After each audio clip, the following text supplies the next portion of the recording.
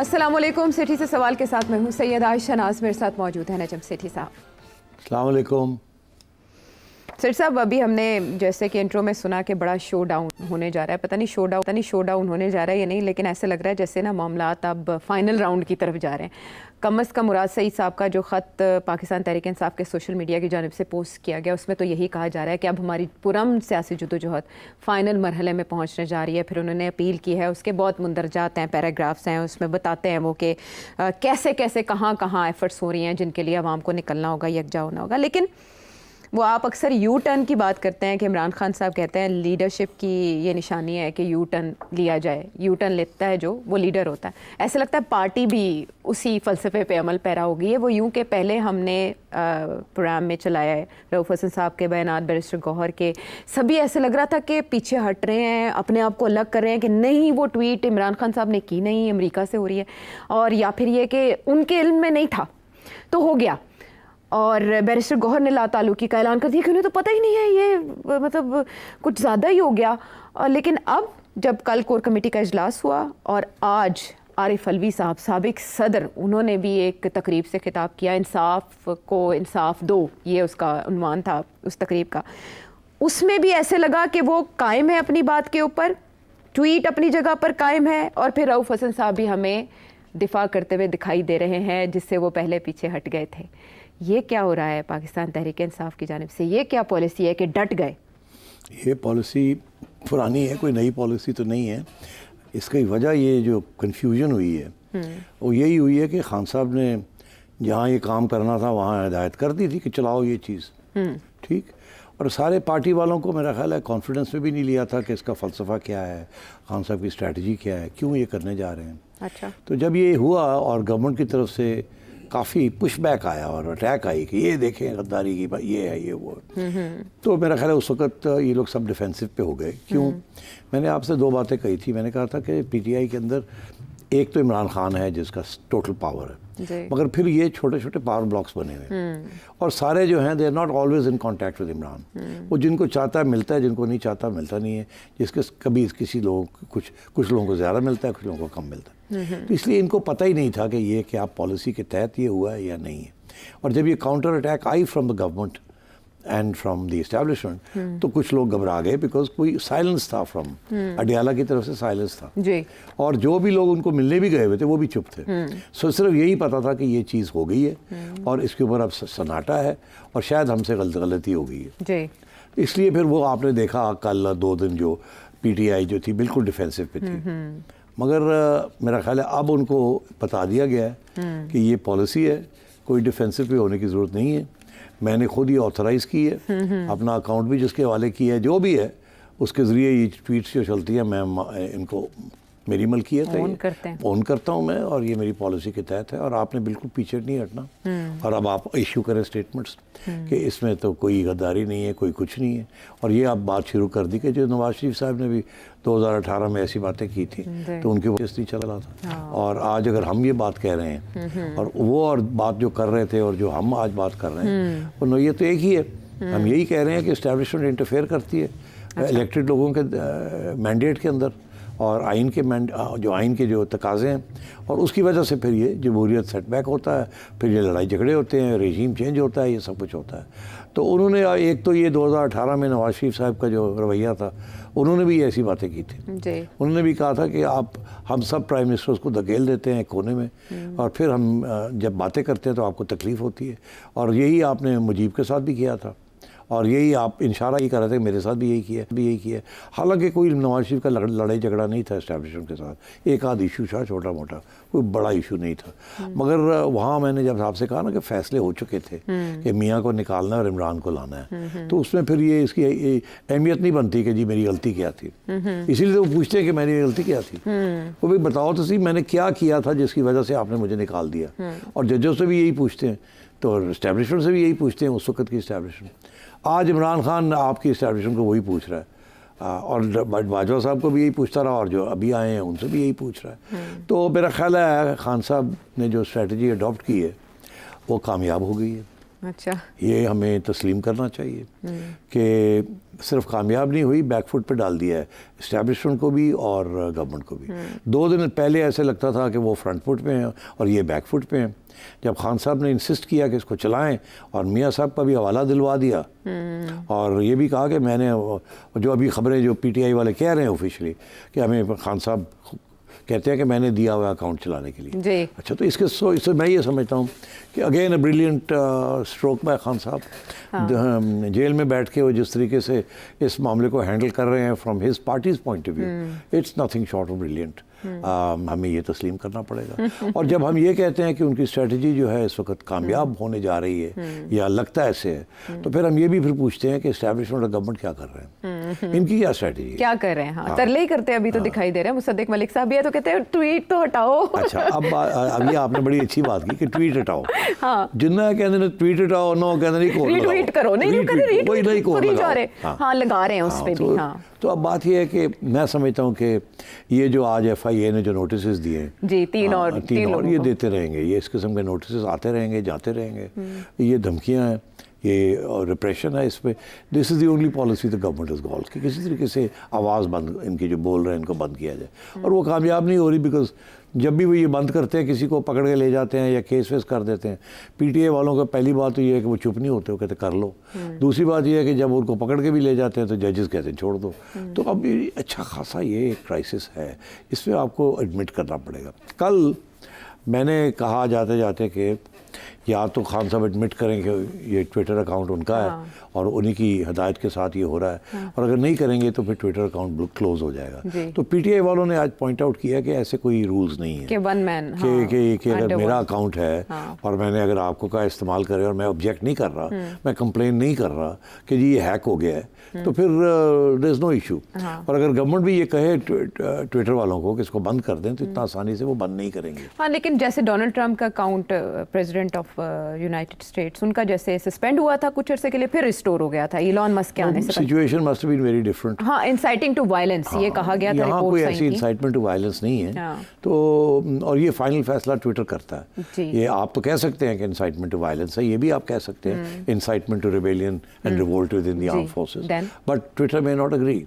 तो अभी तक तो हमें ये भी नहीं पता कि इन्होंने कंप्लेंट किया है कि नहीं कंप्लेंट किया। सो मैं ये समझता हूँ कि खान साहब का ट्विटर अकाउंट उनसे नहीं छीना जाएगा। और नंबर 1, नंबर 2, खान साहब इसी पॉलिसी पे डटे हुए हैं, और जब भी कोई इस किस्म का धक्का लगता है उनको, किसी तरीके से कोई काउंटर आता है कहीं से, तो वो उससे ज़्यादा बड़ा काउंटर अटैक कर देते हैं, जिसकी वजह से अब बातें शुरू हो गई हैं कि जी बजट को आने दो, बजट के बाद फिर बहुत सी तब्दीलियाँ होंगी, हम गवर्नमेंट को चेंज कर देंगे, या हम एहतजाज करेंगे, या हम 9 मई रिपीट करेंगे। ये बातें अब शुरू हो गई हैं। हाँ, ये एक और 9 मई की तैयारी हो रही है, ये भी खबरें चल रही हैं। अज़मा बुखारी साहिबा ने ये कहा है, रमेश कुमार साहब ये कह रहे हैं कि मैं नून लीग की हुकूमत को चलते नहीं देख रहा। तो इसका मतलब है कि ये चीज़ें आगे जाके स्नोबॉल इफेक्ट क्रिएट करेंगे आफ्टर द बजट। देखिए, खान साहब ने जो स्ट्रेटजी बनाई है वो मुझे तो नज़र आ रही है। He was building up to the budget. उन्होंने ये एक टेम्पो बनाया हुआ था जो कि 9 मई के बाद टूट गया। अब लोगों को पकड़ दकड़ हो गई, भाग गए लोग, ये हो गया वो हो गया। उस वक्त एस्टेब्लिशमेंट और गवर्नमेंट कामयाब हो गई। ठीक है। उसके बाद क्या हुआ कि फिर से आहिस्ता आहिस्ता खान साहब ने मोमेंटम बिल्ड करना शुरू किया, और वो मोमेंटम मुझे अब नज़र आ रहा है कि इट्स बिल्ट क्वाइट हाई। ये जो रिसेंट जो चीज़ हुई है उसके ऊपर आई मस्ट से कि गवर्नमेंट के पास कोई जवाब ही नहीं था इसका। शुरू में तो उन्होंने अटैक किया, मगर अब क्या हुआ है, अब अटैक पसपा हो गई है।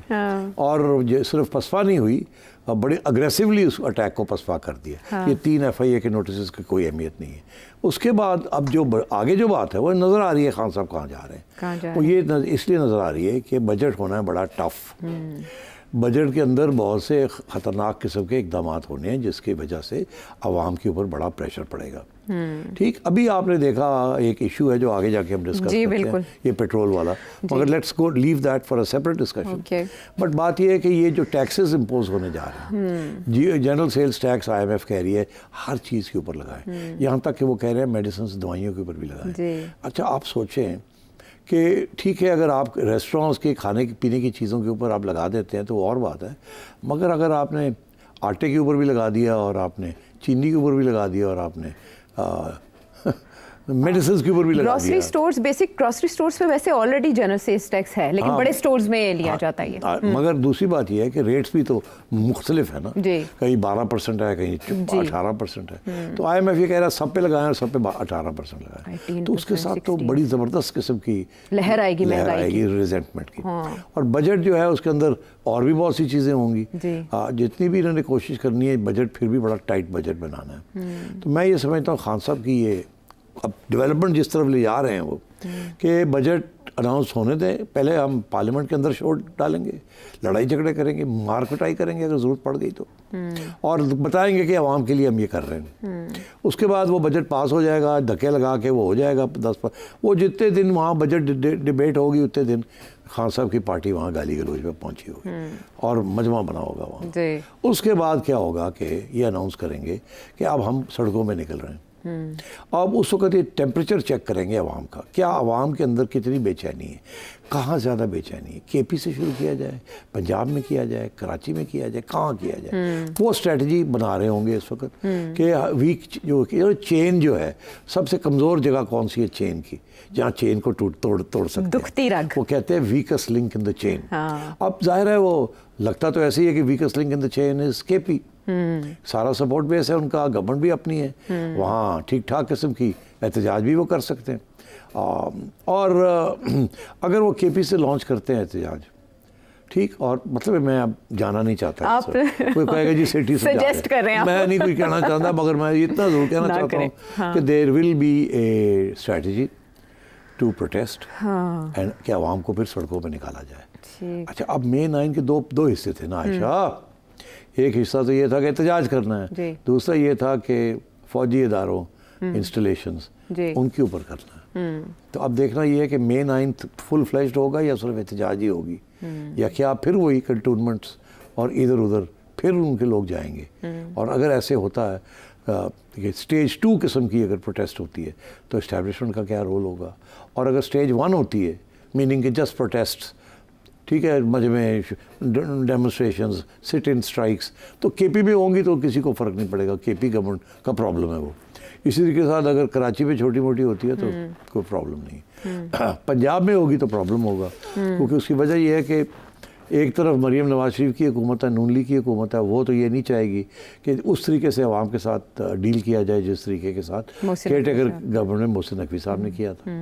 मगर आपने देखें कि जो पुलिस के जो सीनियर अफसर हैं जिन्होंने May 9 के लोगों को कुचला, वो ही वहीं बैठे हुए हैं अभी भी। और वो इसलिए नहीं कि उनको मरीम चाहती है, वो इसलिए बिकॉज एस्टैब्लिशमेंट ने उनको वहाँ बैठाया है कि अगर कोई ऐसी बात हुई we have to do the same thing again. तो डेफिनेटली गड़बड़ तो हो रही है और गड़बड़ होने और जा रही है। अच्छा, मगर ये सबसे बड़ी ख़तरनाक बात ये है कि ये कितनी देर चलेगी। सही बात है, और कब जाके वो चेन टूटेगी या नहीं टूटेगी, और IMF और डोनर्स का क्या रिएक्शन होगा, और इस्टेब्लिशमेंट का क्या रिएक्शन होगा, और ये गवर्नमेंट जो है जो कि फ्रंट फेस है ऑफ द हाइब्रिड रेजिम, क्या ये संभाल सकेगी या नहीं संभाल सकेगी।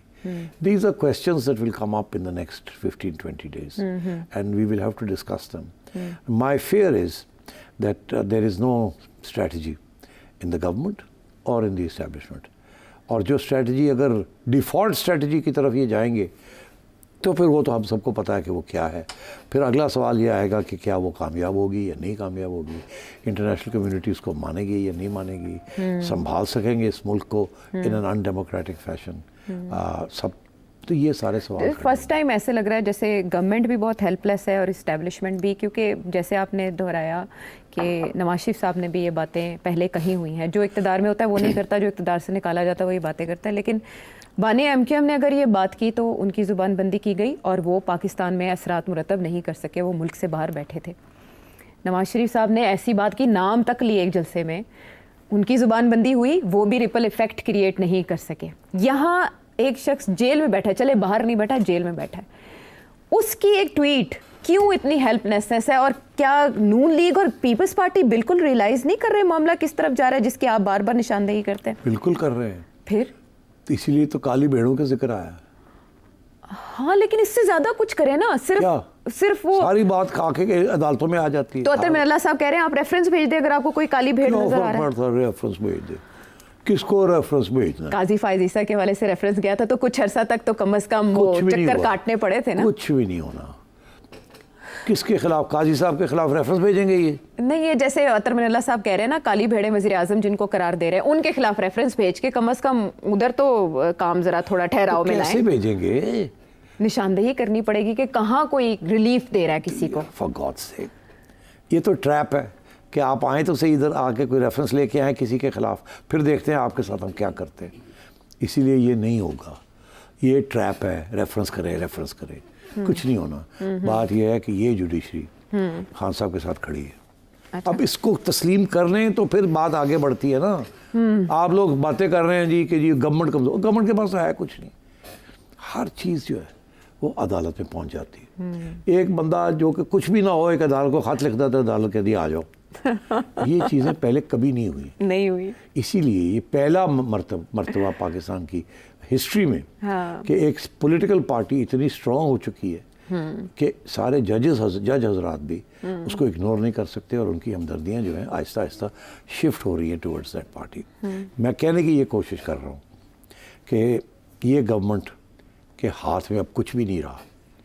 ये अब कुछ भी नहीं कर सकती एक्सेप्ट मेक ऑर्डर्स, ब्यूरोक्रेसी को लेके आगे बढ़े, नंबर 1। नंबर 2, जहाँ तक खान साहब का मामला है वो इनके हाथ में पहले दिन से नहीं है, वो एस्टेब्लिशमेंट के हाथ में है। अब एस्टेब्लिशमेंट का क्या करेगी? मैंने एक प्रोग्राम में ये कहा था कि जब ये सारे रास्ते बंद हो जाएंगे एस्टेब्लिशमेंट के लिए, क्योंकि at the end of the day establishment भी जुडिशरी के पास जाती है कि जी क्या चीज़ सही है और क्या गलत है। और अगर आजकल हर बात जो गवर्नमेंट करती है और एस्टेब्लिशमेंट करती है वो गलत है जुडिशरी के हिसाब में, तो फिर एस्टेब्लिशमेंट सोचती है कि अब हम क्या करें। वहाँ दो ही सूरतें होती कि जो लोग ये सारी क्रिएट कर रहे हैं क्राइसिस, या उनको कुचल दिया जाए या उनके आगे हथियार गिरा दिया जाए। अच्छा, ऐसे हुआ वैसे पहले? दो ही ऑप्शंस होते हैं। अब एस्टेब्लिशमेंट जो है उसने आज तक किसी के आगे हाथ तो नहीं, हथियार नहीं गिराए। हाँ। कुचला बहुत, फिर ऐसे ही है ना। और जो उनके पास वो फाइनल, जैसे कहते हैं न्यूक्लियर वेपन क्या होता है जिसके जरिए वो ये कर सकते हैं। न्यूक्लियर ऑप्शन कर दे, वेपन को रहने ही दे। चलो न्यूक्लियर ऑप्शन, तो न्यूक्लियर ऑप्शन क्या है? हाँ। ये बाकी चीज़ें तो ट्राई कर ली, जेलों में डाल दिया, बेलें हो जाती हैं, तो इल्ज़ाम लगा दिया, का कुछ नहीं हुआ। 18 मई के जो 9 मई के जो लोग हैं, मिलिट्री केसेस भी उनके ऊपर हुए, अदालत ने कहा अभी ठहर जाओ, पनिशमेंट नहीं अदा करनी, हमसे पहले पूछो। वो भी रोक दिया सारा। तो कहाँ जाएंगे ये कहाँ जाएंगे? एक ही रास्ता है इनके पास, उसी न्यूक्लियर ऑप्शन कहते हैं। अब बड़ी इंटरेस्टिंग बात है, जब आपके दुश्मन को ये पता हो कि आप न्यूक्लियर ऑप्शन नहीं एक्सरसाइज कर सकते, तो न्यूक्लियर बॉम्ब रखना उसका कोई फ़ायदा कोई नहीं होता। इसका मैं हवाला ये देता हूँ कि पाकिस्तान के पास न्यूक्लियर बॉम्ब है, इंडिया के पास न्यूक्लियर बॉम्ब है। इंडिया पाकिस्तान को कहता है कि चलिए मुआहदा करते हैं कि अगर जो भी हमारे दरमियान में लड़ाई झगड़े होते हैं हम कभी न्यूक्लियर वेपन्स नहीं इस्तेमाल करेंगे। और उसके लिए एक इंटरनेशनल ट्रीटी है जिसे कहते हैं no first strike treaty. Okay. वो क्या है? वो ये है कि हम दोनों ये साइन करते हैं कि I will not be the first to use a nuclear weapon. Okay. वो कहता है I will not be the first to nuclear weapon. हम हक रखते हैं कि अगर आप मेरे ऊपर न्यूक्लियर वेपन इस्तेमाल करते हैं तो मैं फिर आपके ऊपर कर सकता हूँ, मगर मैं पहल नहीं करूँगा। जो भी हो जाए मैं पहल। ठीक है। ठीक। ये एक इंटरनेशनल ट्रीटी है जो कि इंटरनेशनल कम्युनिटी इंडिया और पाकिस्तान को कह रही है कि ये साइन करें। ठीक है। इंडिया कहता है मैं साइन करने के लिए तैयार हूँ, मैं कभी न्यूक्लियर वेपन पहला इस्तेमाल नहीं करूँगा आपके खिलाफ। पाकिस्तान कहता है मैं नहीं करूँगा साइन। अच्छा। हाँ, पता आपको? नहीं पता था? नहीं, ये नहीं पता था। पाकिस्तान कहता है मैं अगर ये साइन कर दिया कि मैं पहला न्यूक्लियर वेपन इस्तेमाल नहीं करूँगा तो फिर मेरा न्यूक्लियर वेपन तो फारग हो गया। वो कहते हैं वो कैसे? हमारा भी तो है, हम कह रहे हैं कि नहीं हम नहीं करेंगे, तो हमारा फारग तो नहीं हुआ, तो आप भी कह दें आप नहीं करेंगे। वो कहते हैं नहीं, मसला ये है कि आपकी जो कन्वेंशनल वेपन्स हैं और जो कन्वेंशनल वेपन्स की सुपीरियॉरिटी है वो है 5-1 या 9-1। ओके। या 3-1 या 4-1। तो आप जब हमारे पे हमला करते हैं तो हम 10-15 दिन के बाद वो हमला पसपा नहीं कर सकते, क्योंकि आपके पास ज़्यादा पैसे हैं, ज़्यादा टैंक्स हैं, ज़्यादा जहाज़ हैं, ज़्यादा बहुत बड़ी फ़ौज है। तो वो फिर एक स्टेज ऐसी आ जाएगी 15-20 दिन के बाद ड्यूरिंग अ कन्वेंशनल वॉर कि आप अंदर आ जाएंगे पाकिस्तान में, हमें डिफीट कर देंगे। ठीक। तो जब ऐसी स्टेज अगर आएगी तो हम न्यूक्लियर वेपन इस्तेमाल करेंगे। Okay. इसलिए हम ये नहीं साइन करेंगे कि हम नहीं करेंगे। ठीक है। हम हक रखते हैं to use it as first strike. तो ये भी वही चीज़ है। अच्छा। अब अगर पता लग जाए कि कांपे टांग रही हैं और आपने न्यूक्लियर वेपन इस्तेमाल नहीं करना, जो भी वजह है, तो फिर उस न्यूक्लियर वेपन की वैल्यू नहीं रहती। ठीक है। वैल्यू रहती है कि जब तक सबको पता हो कि फर्स्ट स्ट्राइक हम कर सकते हैं। In this case nuclear option यही है ना, आप टेक ओवर कर लें और फिर सबको जेलों में डाल दें और उसके बाद सबको, ठीक, उसके बाद सबसे मुराद सभी है मेरा, हर पूछे ना क्या कौन कौन है उसमें आ जाता, सारे ही आ जाते हैं। तो उसके बाद फिर और 2-3 दफ़ा ये मुल्क में हो भी चुका है, ऐसे ही है ना। तो अगर ये न्यूक्लियर ऑप्शन इस्तेमाल हो गया तो फिर क्या होगा? तो ये सवाल अभी भी जवाब इसका लोग तलब कर रहे हैं। पीटीआई का ये ख्याल है कि ये न्यूक्लियर ऑप्शन नहीं इस्तेमाल कर सकते। ठीक है। क्योंकि इनमें इतनी बस की बात नहीं है कि ये न्यूक्लियर ऑप्शन करें और फिर इस मुल्क को चलाएं विदाउट सिविलियंस। ठीक है, एक डिक्टेटरशिप कायम करें मिलिट्री, ये कोई समझते हैं कि ये हो नहीं सकता, बड़े मुश्किल हालात है इस मुल्क के, ये नहीं चला सकते। और अगर ये जाएंगे उस तरफ तो इनके अंदर बगावत हो जाएगी। ये पीटीआई की एनालिसिस है खान साहब। तो इस वजह से उसको पता है कि अब न्यूक्लियर ऑप्शन नहीं इस्तेमाल होने, पै जाओ की कर ले, आगे बढ़ते रहो। अब क्योंकि जुडिशरी साथ है ना। हाँ। अगर ना होती तो यहाँ तक ये बात ही ना पहुँचती। तो अब मेरा ये कहना है कि बजट के बाद, यस, रमेश साहब सही कह रहे हैं, जो हालात जिस तरफ जा रहे हैं, बढ़ रहे हैं, कम नहीं हो रहे, उसकी तो आर्जी तौर पे शहबाज शरीफ साहब की कुर्बानी से भी काम चल जाएगा या नई हुकूमत को ही रुखसत होना पड़ेगा? आरिफ अलवी साहब तो कह रहे हैं इमरान खान को रिहा करो। सिर्फ हुकूमत को रुखसत की बात नहीं है, ये बात कुछ और है। हाँ ठीक है, वो अब छोड़ दो ना, वो वही बात ना कि ये गवर्नमेंट का तो कोई अहमियत ही नहीं, अहमियत नहीं है। हाँ, ये गवर्नमेंट तो वैसे ही फारग है। हाँ। जिस तरीके से इनको इनसे जो काम लिए जा रहे हैं, वो तो अगर कल इलेक्शन होता था तो मतलब है कि शक्ल ही दिखा सकेंगे, रोड़े पहनेंगे ना। ऐसे ही। तो इसलिए ये गवर्नमेंट इज नॉट रेलेवेंट। ठीक है। रेलेवेंसी है दो चीज़ों की, कि खान साहब के लिए जिनको टारगेट किया जा रहा है, एक वो और एक ये कि फ्रेश इलेक्शन, यही फ्री एंड फेयर इलेक्शन, जिसमें इलेक्शन कमीशन ये फारग हो। जाहिर है बड़े मामला टारगेट में तो ये भी इलेक्शन कमीशन है ना, बहुत कुछ फारिग होगा। हाँ, तो वो फिर कौन करेगा? वो कौन करेगा? ये तो बसाती पलट जाएगी ना, तो फिर कौन करेगा वो? इसलिए ये एक बहुत बड़ी क्राइसिस की तरफ हम जा रहे हैं। तो दरमियानी रास्ता कोई नहीं है। और ये जो सो कॉल्ड केस बनाने जा रहे हैं, हमूदुर रहमान कमीशन की मैं बात आपको जाते जाते, आई नो लंबा हो गया, कोई बात नहीं, अगला सेक्शन छोटा कर लेंगे या फिर करके मैं हमूदुर रहमान यहाँ आपके पास दरमियानी रास्ता है, वहाँ नहीं है। चलिए हमूदुर रहमान कमीशन रिपोर्ट। तो बस इतना ये कहूँगा कि लोग ये कह रहे हैं पीटीआई वाले कि इसको पब्लिक करें, इसको पब्लिक पढ़ने में क्या हर्ज है वैसे सेठी साहब? अरे भाई, दो बातें, एक तो ये कहा जा रहा है कि इसको पब्लिक करें ताकि लोग पढ़ सकें। इसमें क्या है जो लोग ना पढ़ें? अच्छा, इसका जवाब ये है कि वो तो पब्लिक हो चुकी है। ये लोगों को पता नहीं इस बात का, पीटीआई वालों को भी पता नहीं इस बात का, पता नहीं खान साहब को पता या नहीं पता उनको तो फिर ये पीटीआई वाले क्यों कह रहे हैं इसको पब्लिक करें? कह रहे हैं पढ़े भाई, सबको पढ़ने के लिए। पब्लिक भी कह रहे हैं। हाँ, ये भी कह साहब ने यही कहा है ना, जनरल मुशर्रफ ने इसको खोल दिया था, ये रिपोर्ट अनाउंस कर दी थी, डी क्लासीफाई कर दी थी, और इसको 20 साल हो गए और ये मार्केट में किताब की सूरत में अवेलेबल है और अभी ठीक ठाक बिक रही है। तो इसलिए अब ये कहना कि जी इसको पब्लिक करेगा, भाई ऑलरेडी पब्लिक है, जाओ जाके खरीदो और पढ़ो, क्या उसमें मसला है आप लोगों को? तो यही मैंने हमूदुर रहमान कमीशन के बारे में कहना था। रिपोर्ट इज अवेलेबल, यानी पढ़ने में कोई मजाक नहीं है, you can read it, full stop. Fact base है ना, पढ़ना चाहिए उससे से। हाँ, तो पढ़े ना। बस मसला पता है वहाँ आ जाता है कि वो मुमासलत करार दे रहे हैं ना उस कमीशन की रिपोर्ट और आज के हालात को, 1971 के हालात को आज से मुशाबे, वहाँ मसला आ रहा है बस। ठीक है, बस उस पर आपकी खामोशी और इसे हम समझ जाते हैं इशारा। आरिफ अलवी साहब भी ये कभी आपको खेलने के लिए 9 मई मिल जाता है, अब आपको हमूदुर रहमान कमीशन रिपोर्ट मिल गई है खेलने के लिए। अब वो पता नहीं किसको कह रहे हैं, कौन खेल रहा है मुल्क की हालात से, बहरहाल दरमियानी रास्ता कोई नहीं है, तो कहाँ जाके रुकेगा ये मामला? वापस आते हैं एक ब्रेक के बाद।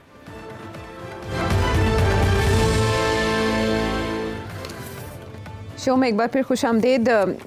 पिछले जंग में हम ये बात कर रहे थे कि लड़ाई जो है ना इमरान खान साहब वो नेक्स्ट लेवल तक ले गए हैं। वो शहबाज शरीफ साहब या नवाज शरीफ साहब को बिल्कुल भी भाव नहीं दे रहे, बल्कि वो उससे लेवल अप करके विद इस्टेब्लिशमेंट आई टू आई आ चुके हैं।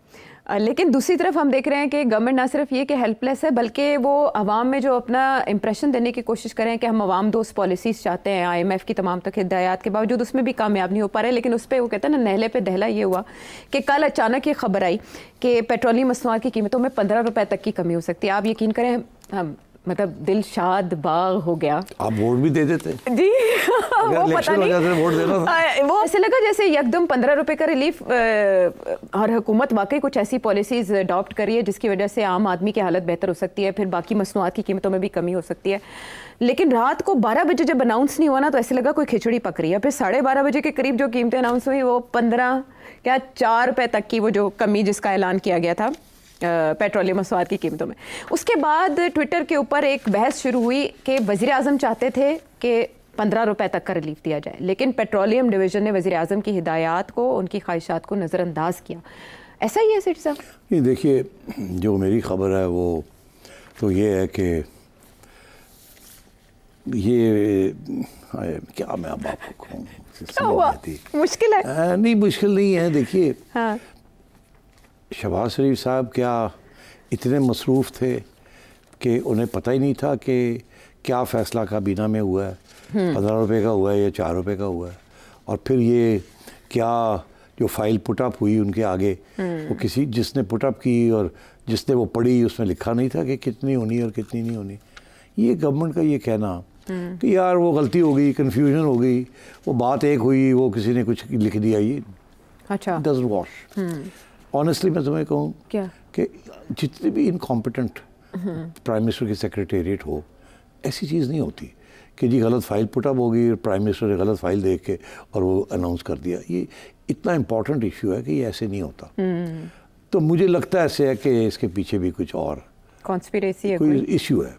अब वो क्या है आई डोंट नो, मुझे पता तो चल ही जाएगा। आज मैंने नहीं इंक्वायरी की, अच्छा। मगर मुझे शक बहुत है कि ये कह रहे हैं ना कि इनकॉम्पिटेंस, हाँ, कि जी सेक्रेटेरिएट में कुछ गड़बड़ हो गई, फाइलें मिक्स हो गई, वो पिछले महीने की 15 दिन की जो फाइल थी वही गलती से पुटअप हो गई। यार ये कैसे हो सकता है? ऐसे यूं हो सकता है? नहीं, ये देखिए, ये this is ridiculous. Senior grade 22 के ब्यूरोक्रेट्स बैठे हुए हैं वहाँ। अच्छा, ये नहीं होता ऐसे कि जी आपको पता ही नहीं है आपने कितने रुपए कम करनी है, कितने नहीं करनी। ये ज़रूर प्रपोजल आई है और प्राइम मिनिस्टर साहब ने कर दी। मेरा ख्याल है कि ये शायद चेक भी नहीं किया with the other stake holders, क्योंकि इन्होंने तो IMF के साथ ऑलरेडी एग्री किया हुआ है कि क्या होगा और क्या नहीं होगा जी। और उसमें मुख्तलिफ इदारों के अपने रोल्स हैं जिसके अंदर कोई इंटरफेरेंस नहीं है। तो जिस इदारे ने ये फिक्स किया था 4 रुपये, 3 रुपये 75 पैसे या 4 रुपये 75 पैसे जो भी है जी, वो तो वो ही चलना था। Prime minister can not change that, these are the rules. तो इसीलिए फिर फाइनेंस वालों ने कहा नहीं, जो अनाउंसमेंट हुई है वही होगी। ये प्राइम मिनिस्टर साहब ने जो अनाउंसमेंट कर दिया ये दिस इज़ नॉट ऑन। अब बात यह है कि क्या इसके पीछे कोई सियासत थी कि क्या प्राइम मिनिस्टर साहब और मॉडल टाउन में और ड्राइव में बैठ के कुछ फैसले हुए कि जी ये इतनी कुछ रिलीफ देनी है आवाम को? वो डर तो लगा हुआ ना कि खान बाहर खटखट आ रहा है दरवाजे, हाँ जी, तो बजट भी आ रहा है और पास भी करना है, तो कोई थोड़ा बहुत सॉफन किया जाए। बजट से पहले ये टेम्परेचर बड़ा हाई हो रहा है और सेठी कह रहा है कि पानी उबलने को आ रहा है, अगर उबल गया तो quantity will be transform into quality. तो कुछ करो, हो सकता है PM ने सोचा है कि चाइना जाने तो पहले मैं कुगी मार के दौड़ा है तो ठीक है ना जी। तो पिछू पता लग गया कि वो फाइनेंस वाले कहते हैं ऐसे IMF ने मुआहदे किए हैं, वो सारा कुछ ही बढ़ जाएगा अगर ऐसे किया तो वो फिर चेंज करता गया। एक्सक्यूज़ यही दे रहा सारे, नहीं जी बस वो गलती हो गई जी, ये हो गया वो हो गया। मुझे on the face of it I don't buy it. अच्छा, आई डोंट बाय इट। अच्छा, या तो हमें बताएं किसने गलती की, हाँ, नाम ले कि ये फाइल फलाने ने बनाई, फलाने ने इसके ऊपर कुगी मारी हुई है, फलाने ने पुटअप की है, नाम बताएं किसके और उनके ऊपर एक्शन लें। अगर ऐसे नहीं है तो फिर ये मतलब कुछ और ही है कि कुछ फैसला हुआ फिर उसको तब्दील करना पड़ा और ये तब्दील जब किया तो ये बैकलैश आई है। अच्छा, इसमें जो एक हैरान कुन बात है वो ये कि जो रिकमेंड की गई थी ना वज़ीर आज़म की तरफ से प्राइसेस, वो 15 रुपये 40 पैसे थी और 15 दिन पहले जो कमी हुई 15 रुपये 39 पैसे थी। यानी 1 पैसे का फ़र्क है पेट्रोल की कीमत में और 2 पैसे का फ़र्क है डीजल की कीमत में। well done। तो ये जिसने भी किया है बहुत बारीक काम किया है। हाँ नहीं, बारीक काम ऐसे है कि मेरा नहीं ख्याल बारीक काम। एक देखिए ना, एक हवा बनी, शहबाज शरीफ साहब की बल्ले बल्ले होने लगी थी और फिर 4 रुपए पे बात खत्म। हाँ तो बल्ले बल्ले होने लगी तो वो मतलब बल्ले बल्ले तो होनी थी। 15 रुपए काम किए, आप जैसे लोग भी तैयार हो गए थे बल्ले बल्ले। वो दूसरी बल्ले बल्ले हो गई है। ये जो है ना आर्ग्यूमेंट के जी वो पिछले 15 दिन पहले वाली फाइल, ये नॉनसेंस है। अब आपने बता ही दिया कि उसके अंदर जो लिखा हुआ है वो कुछ और लिखा हुआ है और इसके अंदर कुछ और, सिर्फ 1 पैसे और 2 पैसे का फर्क है। 1-2 पैसे का फर्क है, इसका मतलब ये नई फाइल है ना, कांट बी द सेम। हाँ यस, ये भी है। और ये फैसला जो है ये कहीं से हुआ है, फिर अनाउंस हुआ है, फिर उसके बाद शोर पड़ा अंदर और जी नहीं हो सकता कि किया जाए, तो और फिर वापस किया गया है। और अब ये कहा जा रहा है कन्फ्यूजन। तो मैं ये बात मानूंगा कन्फ्यूजन की और इनकॉम्पिटेंस की और इनएफिशिएंसी की। ये जो एक्सक्यूजेस दिए जा रहे हैं, प्रोवाइडेड यू टेल अस किसने ये की है, उसका नाम लें उन अफसरों का जिनके वजह से ये सब कुछ हुआ, किसने, तो फिर और उनको निकालें, तो फिर हम मान जाएंगे। आप अगर आप वो नहीं करेंगे, इसका मतलब है ये बिल्कुल ऐसे नहीं हुआ। आपसे genuinely there is a difference of opinion, आपने कुछ करने की कोशिश की, उसको आपको रोका उससे। जाहिर है फाइनेंस मिनिस्ट्रीज विद सभी ये कह रहे हैं कि पलड़ा औरंगजेब साहब का भारी है शहबाज शरीफ साहब से। ये नहीं, पलड़ा किसी का नहीं भारी, भारी एक ही बंदे का है। तो वो औरंगजेब साहब उन्हीं के बंदे नहीं है, तो इसीलिए ना तो फिर उनका भारी है। प्राइम मिनिस्टर भी उनके हैं। अच्छा, ये पिछला प्राइम मिनिस्टर भी उनका था। बंदे सारे उन्हीं के। और अगर ये प्राइम मिनिस्टर जाता है और कोई और प्राइम मिनिस्टर आता है वाइल ही स्टिल दे, वो भी उनका होगा। छड्डो ना यार की गल्ला। लेकिन अगर इमरान खान साहब आएंगे अब की बार तो उन जैसे बात ये है कि खान साहब को एक बात की समझ आ गई है और नून लीग वालों को और पीपल्स पार्टी वालों को नहीं समझ आई, इनको भी आ जाएगी। वो ये कि क्या न्यूक्लियर ऑप्शन इस्तेमाल हो सकता है कि नहीं। अगर न्यूक्लियर ऑप्शन इमरान खान के खिलाफ नहीं इस्तेमाल हो सकता तो इनके खिलाफ भी नहीं हो सकता। ठीक है, समझ गए बस, अगर ये समझ जाए तो। हाँ ठीक है। अब ये एक और समझने की बात, जुडिशरी की तरफ चले वहाँ समझने की बात यह है कि जैसे ही मखसूस नशिस्तें बाकी पार्टीज़ को अलॉट हुई तो ऐसे इस हुकूमत की कामयाबी इस तरह से है कि 2/3 अक्सरियत अगर इन्हें आइनी तरमीम करने के लिए चाहिए होगी तो उन्हें मिल जाएगी। लेकिन फिर वो मखसूस नशिस्तों का मामला हो गया चैलेंज और उस पर जब बेंच बनाने की बात आई तो चीफ जस्टिस फ़ाइज़ ईसा ने 2-1 के तनासब से फुल कोर्ट तश्कील दे दिया। लेकिन उस पे पाकिस्तान तहरीक इंसाफ जो है वो चीफ जस्टिस ऑफ पाकिस्तान से ये रिक्वेस्ट कर रही है, मुतालबा कर रही है कि पार्टी के मामलात और इमरान खान साहब के मामला मुकदमात से वो अलग हो जाएँ, केसेस से अलग हो जाएँ। और इसके अलावा चीफ जस्टिस की जो मखसूस नशिस्तों से मुतालिक बेंच है उसमें भी शमूलियत पर एतराज़ किया जा रहा है क्योंकि वो उसको हेड करेंगे। तो फिर आपको भी पता है कि सुप्रीम कोर्ट में किस मामले को लेकर क्या एक हवा है कि क्या टेंडेंसी है। तो ये कितना पॉसिबल है कि चीफ जस्टिस इस मामले से खुद को अलग कर ले और एतराज़ कितना बजा है? मैं तो चीफ जस्टिस नहीं हूं तो मैं कैसे कह सकता हूं कि मैं अलग हो जाऊंगा या नहीं रहूंगा। हाँ लेकिन ये चीफ जस्टिस साहब ने ये बनाई तो है ना। हाँ। तो उन्हें पता है ना कि उनके बारे में वो पीटीआई क्या सोचती है। तो उन्होंने उसके बावजूद 13 रुकनी बेंच बन गया। जी 13 रुकनी। हाँ, एक जज को नहीं इंक्लूड किया जी। उसकी सबको पता, वो मसरत हिलाली साहिबा जो है वो नहीं है उसमें अलालत की सबब जो भी है। फुल बेंच बनाया है, चीफ जस्टिस साहब लीड करेंगे। इससे ज़्यादा बड़ा प्लेटफॉर्म इंसाफ के लिए नहीं मिल सकता किसी को। ठीक। तो अब देखना ये है कि ये फुल बेंच जो है, मेरा नहीं ख्याल रिक्यूज करेंगे अपने आप को, मगर मैं कंफर्म नहीं कर सकता करेंगे या नहीं करेंगे। हो सकता कर भी लें, बिल्कुल हो सकता कर भी लें। लेकिन ये एतराज़ बजा है पाकिस्तान तहरीक इंसाफ का? बजा नहीं है। बट देखिए ये जो एतराज़ होते हैं ना, ये अपनी जगह पे अगर ये शुरू हो गया ना काम कि जी मुझे आपकी शक्ल नहीं पसंद दिया तो फिर ये मामला यहाँ नहीं रुकेगा, अक्रॉस द जुडिशरी होगा, जड़ा जाएगा और जज की गल सुनेगा, लगेगा यार ये तो मेरे खिलाफ जजमेंट जा रही है और जी मैंने नहीं पसंद है, कड्डो इन्हें। तो ये तो फिर एक बहुत बड़ा एक अलमिया बन जाएगा फॉर इंसाफ एंड जुडिशरी कि आप जड़ा जज अगर एक पार्टी या दूसरी पार्टी डिले करने के लिए भी और तो उसको प्रेशर डालने के लिए भी they'll start using these tactics. तो ये बड़ी रेयर ओकेजन पे अपने आप को एक्सक्यूज किया जाता है where there is a conflict of interest. Conflict of interest is material interest. यहाँ कोई मटीरियल इंटरेस्ट नहीं है। यहाँ तो वो कहते हैं आप हमारे खिलाफ जजमेंट देते हैं इसलिए आप ना बैठें, ऐसे नहीं होता। दुनिया में कहीं ये आर्ग्यूमेंट नहीं है फॉर गेटिंग फॉर अ जज टू रिक्यूज हिमसेल्फ। जज ओनली रिक्यूज हिमसेल्फ कि मेरा रिश्तेदार है, ठीक है, या मुझे इससे नुकसान फ़ायदा है इसकी जजमेंट के साथ ज़ाती तौर पर। अगर ऐसी नहीं है तो वही कांट रिक्यूज हिमसेल्फ। और ये प्रैक्टिस नहीं शुरू करनी चाहिए, नहीं तो ये शुरू हो गई तो फिर रुकेगी नहीं है, फिर कोई इंसाफ कहीं नहीं मिल सकेगा। तो मेरा ख्याल है इनको खुद बैठना चाहिए। अगला सवाल ये आएगा कि ये फिर फुल बेंच करेगा क्या। तो अब बात ये है कि पेशावर हाई कोर्ट ने कहा नहीं मिलनी चाहिए, इलेक्शन कमिश्नर ने क्या कहा? नहीं मिलेंगी, नहीं मिलेंगी। हाँ।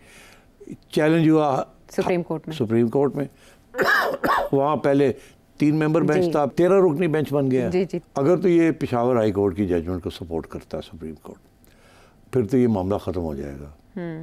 और अगर नहीं करता और पीटीआई को निश्चित मिल जाती है, फिर मैं समझता हूँ कि ये क्राइसिस और बढ़ जाएगी, और बढ़ जाएगी, और फिर पार्लियामेंट को चलाना बहुत मुश्किल हो जाएगा। सो इससे ज़्यादा मैं कहना नहीं चाहूँगा। अच्छा, ये पहली बार ऐसी सिचुएशन है कि मामला किसी एक तरफ जाता हुआ दिखाई नहीं दे रहा, और सारे मामले कहीं ना कहीं किसी एक पॉइंट पर जाकर रुक रहे हैं, लेकिन वो होता भी मुश्किल दिखाई दे रहा है। हम वापस आते हैं एक ब्रेक के बाद।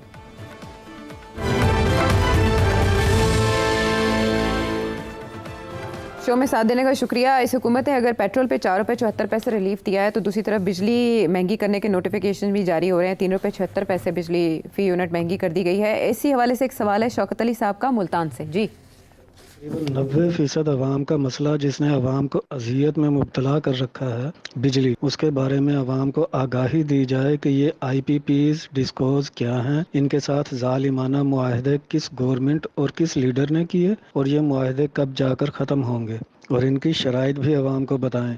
हत्ता के जो कारखाने बंद पड़े हैं, अवाम उनको भी फीस यूनिट के हिसाब से अदायगी कर रहे हैं, और ये कैपेसिटी चार्जेस क्या हैं, और क्या इससे बंद पड़े कारखानेदार भी मुस्तफ़ीद हो रहे हैं?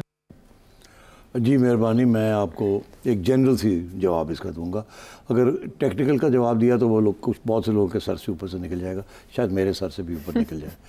देखिए, ये 90 की दिहाई में मोहतरमा बेनज़ीर भुट्टो साहिबा प्राइम मिनिस्टर थी। एक एनर्जी क्राइसिस था इस मुल्क के अंदर, तो उस वक़्त ये फ़ैसला किया उस वक़्त की हुकूमत ने कि इंडिपेंडेंट पावर प्रोजेक्ट्स लगाने हैं। प्राइवेट सेक्टर को कहा जाए कि आप पावर प्रोजेक्ट्स लगाएँ, और उस सिलसिले में अमेरिकन एडमिनिस्ट्रेशन के साथ भी बातचीत हुई कि अमेरिका से इन्वेस्टमेंट आनी चाहिए, और कोई आने के लिए तैयार नहीं था। तो इन्होंने कहा कि हम आपको बड़े अट्रैक्टिव रेट्स देंगे। उस वजह से फिर 1994 में ये शुरू हुआ सिलसिला कि इंडिपेंडेंट पावर प्रोजेक्ट्स लगे, और यहाँ तक कि उस वक़्त की जो अमेरिकन कॉमर्स सेक्रेटरी थी वो भी यहाँ आई, और उन्होंने भी आके मार्केटिंग स्ट्रेटजी की कि जी हम आ रहे हैं, इतने $1 बिलियन लेके आएंगे अमेरिकन इन्वेस्टर्स, और पार्टनरशिप्स करेंगे पाकिस्तानियों के साथ, एंड सो ऑन। तो उस वक़्त 2 इश्यूज़ खड़े हुए थे। एक ये कि इंडिपेंडेंट पावर प्रोजेक्ट्स जो हैं ये तो ठीक है, मगर इनको रेट क्या दिया जा रहा है, और दूसरा ये हुआ था कि ये जो रेट दिया जा रहा है ये बहुत नामुनासिब है, ये बहुत ज़्यादा है, ये बहुत ज़्यादा प्रॉफिट्स कमाएंगे, और ये इतने ऐसे रेट्स इनको नहीं देने चाहिए। जिसमें एक इशू ये भी था कि जो रेट दिया जाएगा वो डॉलर्स में उसको कैलकुलेट किया जाएगा, रुपये में नहीं होगा। दूसरी बात ये थी कि गवर्नमेंट वादा करे कि कम से कम X यूनिट्स हर पावर प्लांट से, जिसकी जो भी कैपेसिटी है, इतने कम से कम लेगी। अगर नहीं लेगी तो हमें पैसे देगी, क्योंकि हमारे मिनिमम 60% अगर हम चलाएंगे अपने पावर प्लांट्स को तो हमें हमारे पैसे वापस आने शुरू होंगे। अगर हम 50% चलाते हैं तो हमारा नुकसान है जो रेट आप दे रहे हैं, मगर 60% पे आपने हमें मिनिमम 60% बिजली आप हमारी जो भी हम प्रोड्यूस करेंगे ख़रीदेंगे। और दूसरा ये कि जो तेल चाहिए हमें वो भी आप सॉवरेन गारंटीज़ के अंदर हमें उतना तेल देंगे जो मिनिमम कैपेसिटी चार्ज है, जिसे कैपेसिटी चार्ज कहते हैं। तो गवर्नमेंट का ठीक है जी, ठीक है जी, ठीक है जी, ठीक है, कोई गल नहीं, कोई गल नहीं, करो करो करो। वो ज़रूरत थी, कौड़ा खोट की अखा बंद करके साइन करी गए। उस वक्त इल्ज़ाम ये भी लगे कि बहुत से किकबैक्स थे इसमें, कि जिन लोगों ने ये लगाए उनको इतने ज़बरदस्त स्वीट हनी डील्स मिली कि उस वक्त की पीपल्स पार्टी गवर्नमेंट ने भी कुछ किकबैक्स मिले उनको to approve these high rates and these terms. तो एक कैपेसिटी चार्ज कि जी मिनिमम आप हम बनाएं या ना बनाएं आप इतने पैसे देंगे। दूसरा ये कि डॉलर के अंदर देंगे आप, 30 साल ये मामला चलेगा, और रुपए में नहीं। उस वक्त किसी का ये ख्याल नहीं था कि डॉलर जो है वो रुपया जो है इतना डिवैल्यू हो जाएगा कि रुपए के अंदर पेमेंट्स बहुत ज़्यादा बढ़ जाएंगी। तो कोई सोचा भी नहीं, और सोचा भी होगा तो बेनज़ीर ने सोचा यार 1994 में मैं अभी ये कर रही हूँ, एटलीस्ट 96, 97, 98 तक मैंने रहना है यहाँ, तो ये उस वक्त तक ये बिजली का मसला हल हो जाएगा, मुझे वोट मिल जाएगा, फिर अगले आते देखा जाएगा। उन्हें क्या पता था 2 साल के बाद उनकी छुट्टी हो जाएगी। मगर फिर मियाँ साहब आए, और मियाँ साहब ने भी ये पॉलिसी जो थी IPPs की फॉलो की। वहाँ भी ये बिजली का बहरान था, आपको याद होगा, और शहबाज शरीफ साहब कहते थे मैं 60 डेज़ 90 डेज़ 180 दिन के अंदर अंदर सारा बिजली का बहरान ख़त्म कर दूँ। तो और यही मामला फिर आगे चला। मुशर्रफ साहब के ज़माने में फिर सोचा गया कि ये तो बड़ी गड़बड़ हो गई है और रोका जाए इस चीज़ को, और ये तो पैसे बहुत ज़्यादा दे रहे हैं। तो फिर वापडा चेयरमैन का ये जॉब लगाया गया, एक फ़ौजी को चेयरमैन बना दिया और वापडा को कहा आप ये सारे IPPs जो हैं इनको घेरें, इनको जेलों में डालें, कुछ फॉल्स केसेस बनाएं और इनको कहें बैठ के मुआहदा जो है इसको चेंज करें। अच्छा, अब क्यों ये इतना आसान नहीं था इसको चेंज करना, क्योंकि हर मुआहदे के अंदर ये लिखा हुआ था कि फ़ॉरेन इन्वेस्टमेंट है, और वो फॉरेन इन्वेस्टमेंट जो है अगर कोई लड़ाई झगड़े होंगे तो अमेरिका में जाके उसके फैसले होंगे अमेरिकन कोर्ट्स के अंदर। तो उन्होंने भी अपना काम पक्का किया हुआ था। तो ये इनको फोर्स बाय फोर्स बंदूक रख के इन्होंने कोशिश की, लोगों को पकड़ के ले गए। हबको का एक बहुत इंपॉर्टेंट केस था, वर्ल्ड बैंक का प्रोजेक्ट था, वहाँ उसको भी जाके बंद कर दिया, उनके चीफ एग्जीक्यूटिव को पकड़ के ले गए ये नैब वाले एंड सो ऑन। और वापडा वाले बड़े प्राउडली ये कहते थे कि हमने इतने अरब रुपए पाकिस्तान के बचा लिए हैं, और इनको फोर्स करके थोड़े बहुत रेट्स को एडजस्ट करवाया गया। वो स्टेज एक थी। उसके बाद क्या हुआ कि सिपैक वो अमेरिकन इंडिपेंडेंट पावर प्रोजेक्ट्स तो और नहीं लगे, मगर उसके बाद क्या हुआ कि सिपैक और चाइना आ गया। चाइनीज़ को भी वही इशू था, बिजली नहीं थी और बिजली चाहिए थी, ये मसला था वो मसला था, पैसे नहीं थे।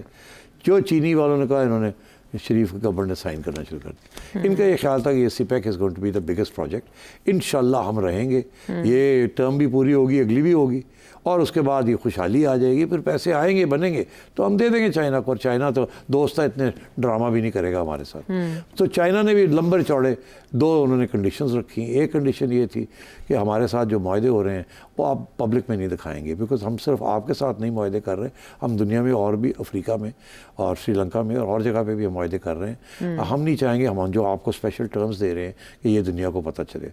एक ये था, दूसरा ये था कि हमें भी कुछ, हम पैसे तो लगाते हैं मगर हमारी भी टर्म्स हैं, हमें भी अच्छे रेट्स मिलने चाहिए। शरीफ साहब की हुकूमत ने कर दिया, सिपैक चलाना है हमने जी। वो दिन है और आज का दिन है कि चाइनीज़ इंडिपेंडेंट पावर प्रोजेक्ट्स जो हैं वो भी जो है इस वक्त चल रहे हैं और वो पैसे बढ़ते जा रहे हैं जो उनके हमने देने हैं। IPPs के साथ 30 इयर्स कंप्लीट नहीं हो चुके? नहीं, अभी मेरा ख्याल है अभी कुछ 94 में शुरू हुआ था ना, तो 30 कैरिड ऑन ना, कैरिड ऑन तो 30 इयर्स, किसी में 40 इयर्स होगा, 20 to 30 तो कुछ ख़त्म भी हो गए हैं, कुछ चल रहे हैं। तो वो एक बहुत बड़ा बोझ बना हुआ है पाकिस्तान की हुकूमत को कि उनके कैपेसिटी चार्जेस भी देने और ये देना है। आप वहाँ सारा मसला वहाँ है। अच्छा, अब ये है कि शहबाज शरीफ साहब आए, उन्होंने कहा सोलर शुरू करेंगे।